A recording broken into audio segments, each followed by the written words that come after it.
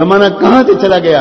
امت کے ہمارے لوگ عالم عرب کے عرب نوجوان کیا کیا فکریں کر رہے ہیں, اور ہم آج مدرسے والے تبلیغ پر, تبلیغ والے مدرسے پر, یہ دونوں مل کے خانقاہ پر کیا بکواس ہو رہی, کہاں لگے ہوئے ہیں. ہماری گفتگو کا موضوع یہی ہے کہ یہ کام افضل, یہ کام افضل, یہ بیکار اور وہ بیکار. خدا پاک کی قسم, جتنی مرتبہ تم ان فضول باتوں پر بات کرو گے اتنی مرتبہ تم اللہ سے زبان حال سے یہ کہتے ہو کہ اللہ ہمیں جنت نہیں چاہیے, ہمیں جہنم چاہیے. یہ باتیں کرنے کی ایک ایک لمحہ قیمتی ہے, ایک ایک سیکنڈ قیمتی ہے. اپنی زبان کو ٹھیک سے بات کرو, استعمال کرو, یا کچھ کام کر سکتے ہو کرو, ورنہ خاموش تو رہو. کام کرنے والوں کے دل تو مت توڑو.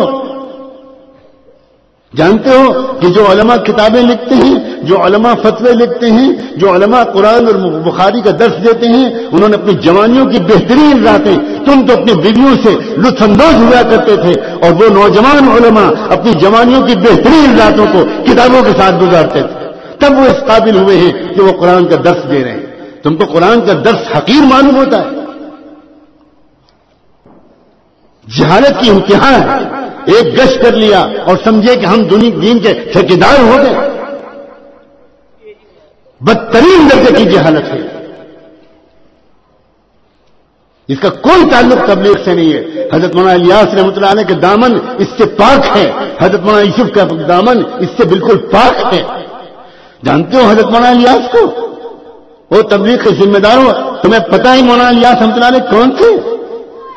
جس وقت مولانا الیاس رحمۃ اللہ علیہ سے کہا گیا کہ حضرت شیخ الہند کے گھر کی مستورات میں یہ کہلایا ہے کہ آپ بیان کر دیجئے, حضرت مولانا الیاس کھڑے ہو گئے. کہنے کہ الیاس کی یہ اوقات ہے کہ شیخ الہند کے گھر کی مستورات میں بیان کریں. اس کے بعد تھوڑی دیر روتے رہے اور پھر کہنے لگے اس گھر کا احسان ہے, میں اس گھر کا غلام ہوں, اس گھر کی عورتوں کے حکم کو ٹال نہیں سکتا. اس کے بعد ننگے پیر دیوبند کی اس گلی میں چلے جہاں میرے والد صاحب نے اس گلی میں چل کر مجھے بتایا اس گلی میں شیخ حضرت مولانا الیاس رحمۃ اللہ علیہ کبھی چپل پہن کے نہیں چلے. اللہ اکبر. کیوں؟ فرمایا یہ میرے استاد کے استاد کا مکان ہے, میں یہاں چپل پہن کے نہیں چل سکتا. جب حضرت شیخ الہند کے یہاں پہنچے تو جانتے ہو وہاں کی عورتوں نے مونڈا بچھا رکھا تھا, ایک کرسی بچھا رکھی تھی بیٹھنے کے لیے تاکہ حضرت اس پر تشریف رکھیں اور بیان فرمائیں. تو بجائے مونڈے پر بیٹھنے کے ایک نوکر اور غلام بلکہ بھکاری کی طرح گھر کی چوکھٹ پر بیٹھ گئے. گھر کی عورتوں نے کہلوایا حضرت سے کہو کہ اوپر آ کے بیٹھیں. کہنے لگے میں اس گھر کا غلام ہوں, میں چوکھٹ سے آگے نہیں بڑھ سکتا. کیا ہو گیا ہے لوگوں کو آج؟ کیا قیامت قریب ہے؟ کیا ہم نے اپنے دلوں پر مہر لگوانے کا فیصلہ کر لیا ہے؟ کیا ہم کو یہ بات نہیں معلوم کہ حضرت مولانا الیاس رحمۃ اللہ علیہ 3 دن کے لیے جب جماعت میں نکلتے تھے, 3 دن کے لیے میوات جاتے تھے تو خود فرماتے تھے اگرچہ میرے ساتھ ذاکرین کی جماعت ہوتی ہے, میرے ساتھ صالحین کی جماعت ہوتی ہے, لیکن 3 دن لوگوں کے ساتھ اٹھنے بیٹھنے کی وجہ سے میرے دل میں گرد و غبار آ جاتا ہے. میں جب تک خانقاہ رائے پور میں جا کر ذکر نہیں کرتا, اس ماحول میں نہیں رہتا, تب تک میرا دل صاف نہیں ہوتا. اللہ اکبر. حضرت مولانا الیاس رحمۃ اللہ علیہ کا دل 3 دن نکلنے کے بعد اس کا محتاج سمجھے وہ کہ مجھے اللہ والوں کے بعد حضرت رائے پوری کے پاس جا کر ذکر کو کرنا پڑے گا, تب میرا دل صاف ہوگا. اور آج اللہ اکبر ہم یہ سمجھتے ہیں ہمیں ضرورت نہیں اللہ والوں کے پاس جانے کی. کیا ہمارا دل حضرت مولانا الیاس کے دل سے زیادہ چمک گیا ہے؟ جنون کی بھی کوئی حد ہوتی ہے. اللہ کے بندو, ہونا تو یہ چاہیے کہ سب شعبے میں لگے ہوئے لوگ دوسرے شعبے والوں پر رشک کریں.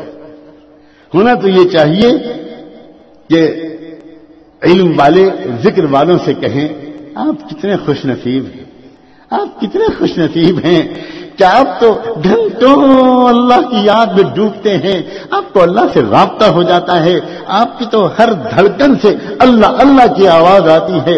ہم لوگ تو مسئلے مسائل پڑھانے میں لگے رہتے ہیں, کتابیں پڑھانے میں لگے رہتے ہیں. آپ ہمارے لیے دعا کر دیں.